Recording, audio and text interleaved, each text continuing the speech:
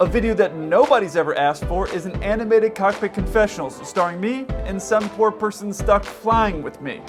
But here it is. Animated Cockpit Confessionals. Coming up.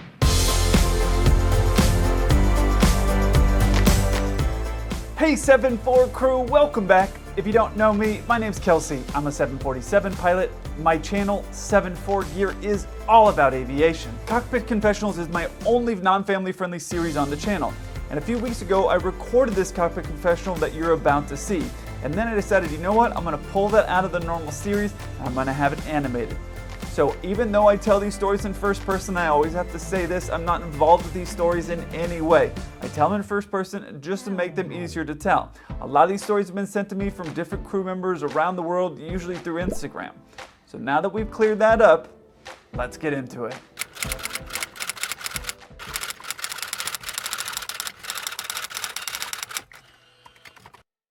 If you don't live in your airline's base and you're jump seating, meaning flying for free from another city to get to your base where you need to be for work, in the airlines you're known as a commuter. The thing is that, for example, if you have a 6 a.m. flight that you have to start working on as a crew member, if you have a 6 a.m. flight, there's not usually going to be a flight that's going to get you in at 3 or 4 in the morning, which means you have to come in the night before. So if you come in the night before and get it at 8 p.m. and you don't have to show up for work until 4 or 5 in the morning, there's a long stretch of time that you have nowhere to sleep. You have a couple of options. One, your very cheapest option, which you're not supposed to do at any airline, is sleep in your crew room. At every airline base, there is a crew room, and in that crew room, you'll have maybe a microwave, some TV, some couches.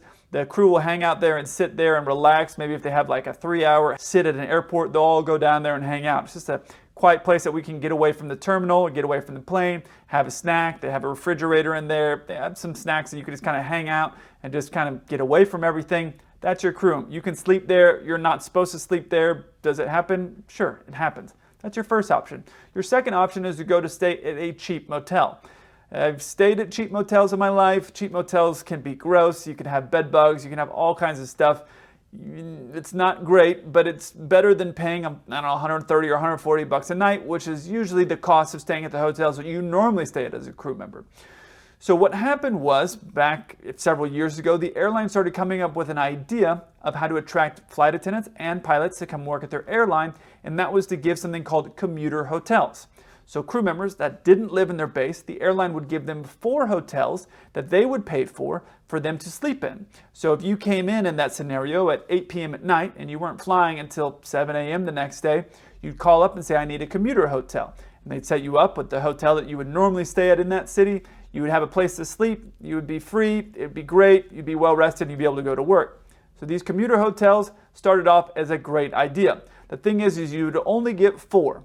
And at the regionals, you would usually do 4 trips, which means that it'd be easy that you may use a commuter hotel at the beginning of all those trips. And at the end, if you didn't get a hotel where you needed it to go home, you now have that same option of sleeping in the crew room, sleeping in a crappy motel, or paying 140 or 150 bucks a night. And at the regionals, when you're a new pilot, you just don't have a lot of money. So this story takes place when I was at the regionals and we're flying and we're on the last day of a 3-day trip. Now I'm flying with a pilot named Enrique, a good friend of mine. We're still friends to this day. So me and Enrique are talking and he said, hey, what time's your flight home? And I said, oh, I'm not going to make the flight home tonight. We're getting in too late. And he goes, oh, really? That sucks. I still have 3 more options to make a flight home tonight. I was like, good for you. He says, man, I never use my commuter hotels. Do you want one of my hotels? I was like, yeah, I really do, because I only got 4 and I was at like number 3 and I was already in the middle of the month. So I knew at some point I was going to be in trouble and I was going to run out and I was going to have to either sleep in the crew room or pay for my own hotel, which I didn't really want to do. So he's like, bro, I'll hook you up. I'll get you one of the hotels. No big deal. So when we land, we have 1 more leg to go before we're done for the day. We land, he calls up the schedulers and says, hey, I need a commuter hotel. So they get it all arranged, and a couple minutes later, they call him back and they say, all right, great, you're booked at the airport Hilton, and this is your reservation number. Okay, great. So he hangs up the phone, looks at me and says, now the only thing you need to do is convince the people at the front desk that you're Enrique Hernandez. Something you may not know is that in your pilot uniform, if you confidently say just about anything, people will believe you.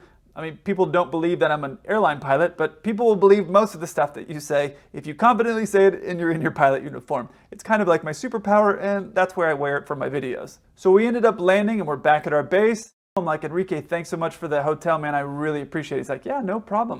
I wait for the hotel van to show up, jump in the van, head over to the hotel. Jump out, confidently walk up to the person at the front desk and I say, hey, I'm here to check in for my hotel. Name's under Enrique. He looks at me a little bit strange, starts typing in his computer. Then he says to me, can I see your badge? And I say, actually, that's kind of the problem. I was sitting in the terminal there waiting for my flight. I'd set my badge and my wallet on the counter while I was sitting over there. I ran over to grab some food and somebody stole it. So without my badge and my ID, I can't fly. That's why they put me up at the hotel. He said, you don't have a badge or any identification at all? I said, no, that's kind of the problem. I'm going to get a badge, but not till tomorrow. So he says, okay, what's your last name? And without a beat, I looked him dead in the eye and I said, Hernandez. As he's frantically typing away on his computer there, all I can envision is I'm going to end up getting rejected here, probably in trouble with my airline, and then going to end up having to sleep in the crew room because I don't have any extra money. And I was thinking, this is going to be terrible. Now, the crew room is an awesome place, and I used to love to hang out there. It was a big social spot. Everybody would hang out there. Everybody would hang out and talk, and you'd see old friends, and it was awesome. But it wasn't a great place to sleep.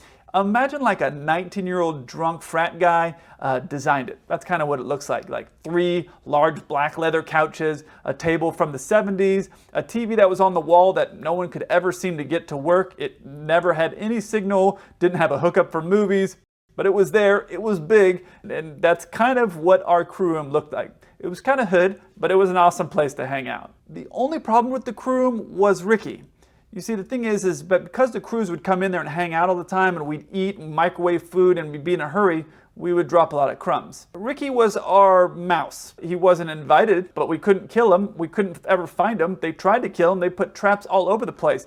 But he would dart from one couch to the next, day or night, shooting around, picking up the little pieces of food that people had left. Well, I don't know how he got the name Ricky, but that was Ricky. And I wasn't about to be sleeping because Ricky, the only place he could hide is underneath the couches. I wasn't about to pick a couch and then wake up with like a mouse in my shirt or something gross like that. So I was sitting there envisioning that happening, and then he looked up to me and he says, just to confirm, your name is Enrique Hernandez. Looked him dead in the eye. Yes, sir, absolutely. Hands me the card to the room and he says, all right, Mr. Hernandez, enjoy your stay.